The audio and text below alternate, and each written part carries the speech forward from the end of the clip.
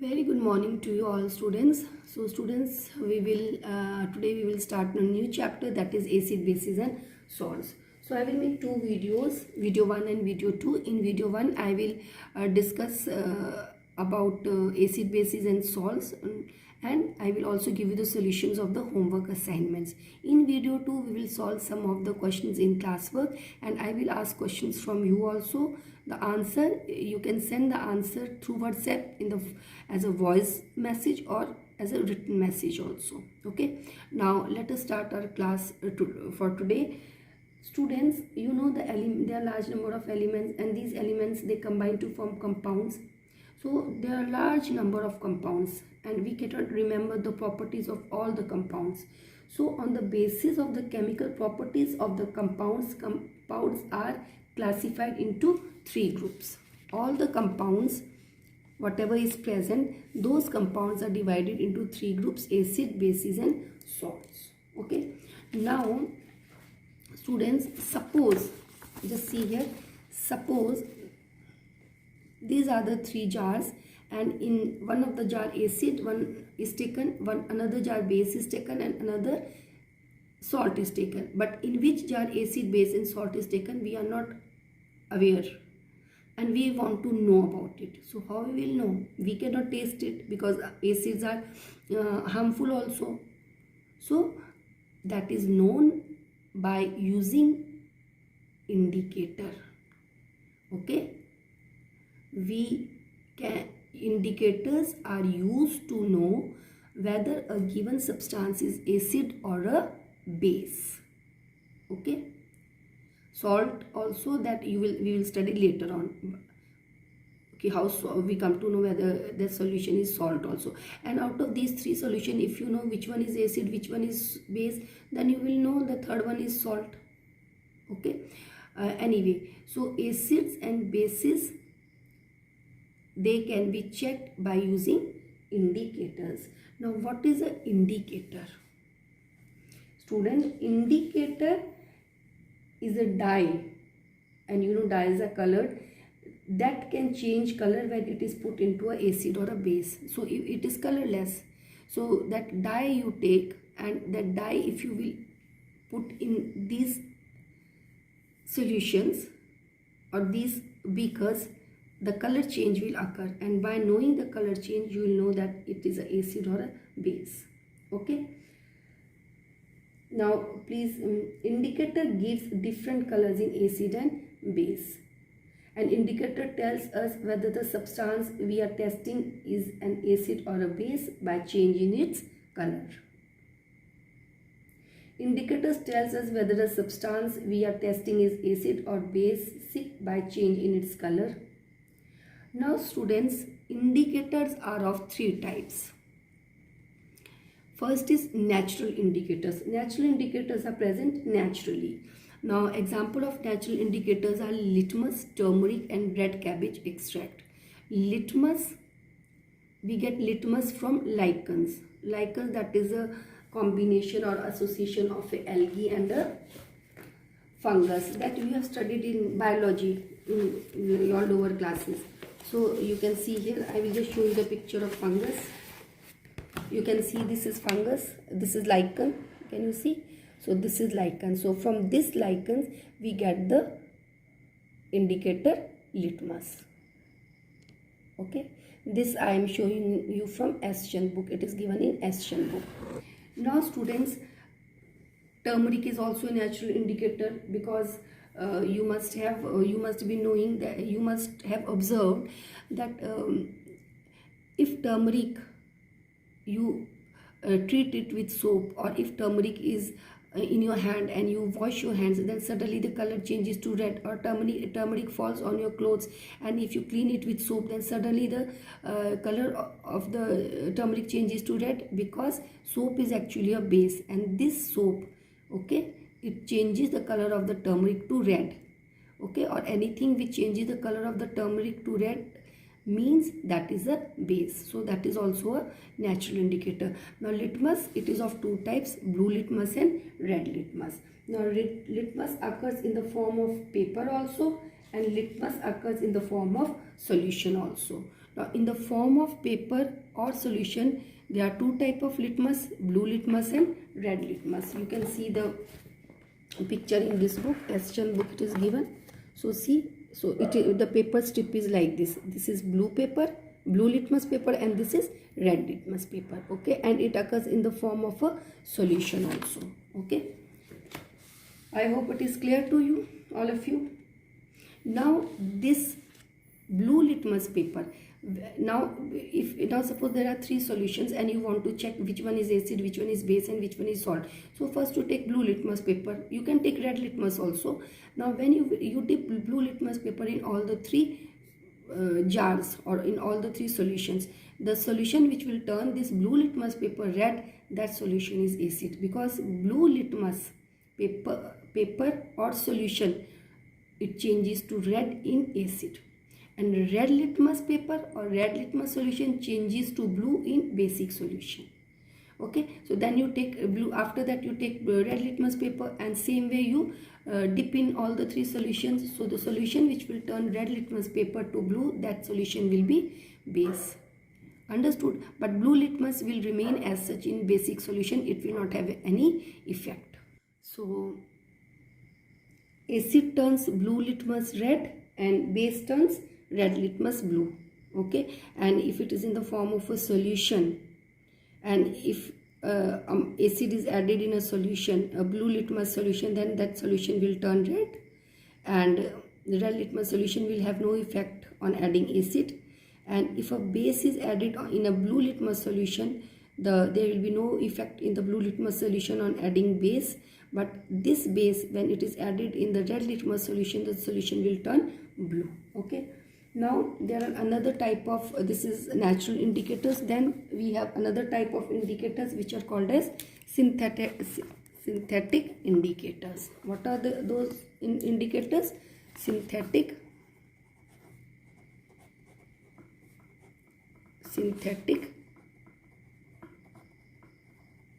indicators.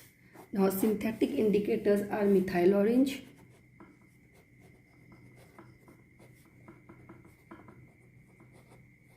and phenolphthalein.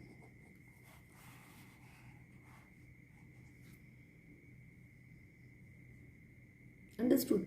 So these are the synthetic indicators, means they are not naturally present, but they are artificially prepared. Okay, methyl orange indicator gives red color in acidic solution. In acidic solution the color will be red. Methyl orange indicator gives yellow color in basic solution. Now the neutral color of phenolphthalein, that is colorless. Phenolphthalein is colorless. The color change which takes place in phenolphthalein indicator is phenolphthalein. Okay, this phenolphthalein, it is colorless in acidic solution. In acidic solution it is colorless, and it gives pink color in basic solutions. Okay, so these are the synthetic indicators. Now students, then a third group of indicators are olfactory indicators. What are the third group of indicators? Third group of indicators are olfactory indicators. Just see here, olfactory.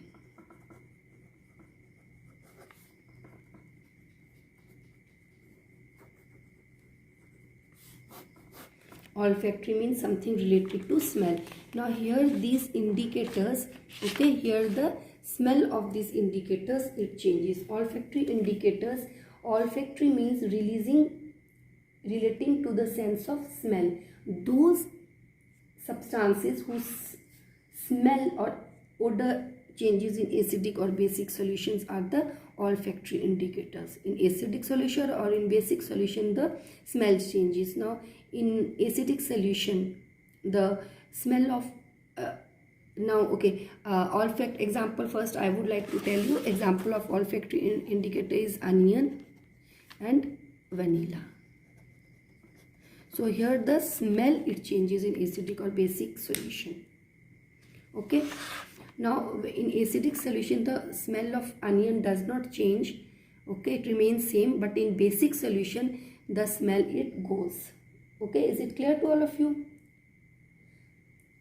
So we will do till here, and now we will discuss some of the question answers or solutions which was given in the previous homework assignment. I hope it is clear to everyone till here. Rest we will do in next class. Now students, please open page number here, this one, page number 13. See here. Now in page number 13, substances that are oxidized and the substances that are reduced. What are the substances that are oxidized? Students, the substances that are oxidized or the substances that are reduced, that is always written on the left hand side of the arrow. Okay, or they are the reactants. Out of reactant only the substance can be oxidized or substance can be reduced. So let us take a part, first part. Now in first part you can see, can you see here? Now here, this sodium is oxidized to sodium oxide. So sodium is oxidized. Okay, so a substance oxidized or reduced, that will be in the reactant side only. Here you will see this copper is reduced because oxygen is removed and water is oxidized. Now turn page, this page number, that is 14. Now here in this page number, question number 1, which of the statement about the reaction below is correct? Read the question. So I think first one is correct. Okay, lead is getting reduced, yes, because oxygen is removed, and B, carbon dioxide is getting oxidized. So the answer is first one. Okay, now just see this question number 2. What is the answer here? Now you can also write here oxidation, because here what is you can also write redox reaction, because here oxygen is removed from iron and it is added in aluminum, but that option is not given here. So in that case, what is the correct answer? Correct answer is displacement reaction. Why displacement reaction?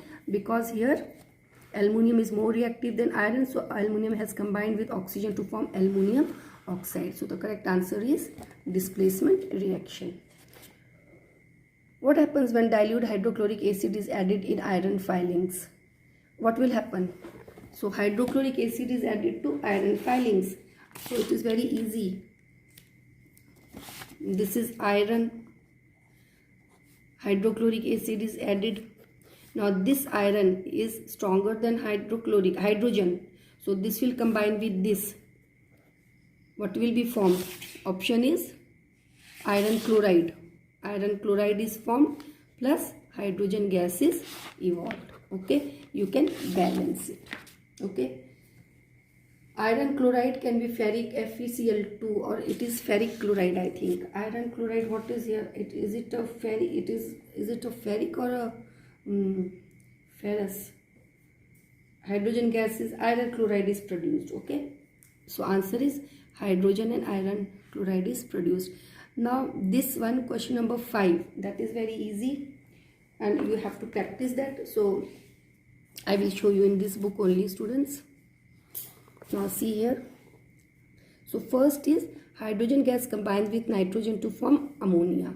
So hydrogen is this is nitrogen, and ammonia is formed, and you have to balance it. Now you just see whether it is balanced or no. So hydrogen are 6, here hydrogen are 6, 2 3s are 6. Nitrogen is 2, here nitrogen is 2, so it is balanced. Now see second part, hydrogen sulfide gas burns in air to give water and sulfur dioxide. So this is hydrogen sulfide. If it burns in air, means it combines with oxygen and it gives you water and sulfur dioxide gas. Okay, and you just balance it. Barium chloride reacts with aluminum sulfate to give aluminum chloride and a precipitate of barium sulfate. So this is barium chloride, aluminum sulfate. So what is formed? Aluminum chloride and insoluble precipitate of barium sulfate is formed. So this is double displacement reaction. Potassium metal reacts with water to give potassium hydroxide and hydrogen gas. So you will get this thing. Okay. Students, you will be able to view second video at 9:20 or 9:22 am. Okay, and please write question number 6 and question number 8 in your classwork copies. Okay, keep it ready. So in question number 6, how you will write A part, then leave one line, then write B part, then leave one line, like this you will do. And here also between the compounds, just leave some space, so that while balancing you get enough space to write the numbers. In question number 8 also, this is the word equation. You have to convert it in a skeletal equation. So in your copies you write word equation, and after that you write the skeletal equation. Just revise chapter 1 thoroughly. Okay, thank you students, have a nice day.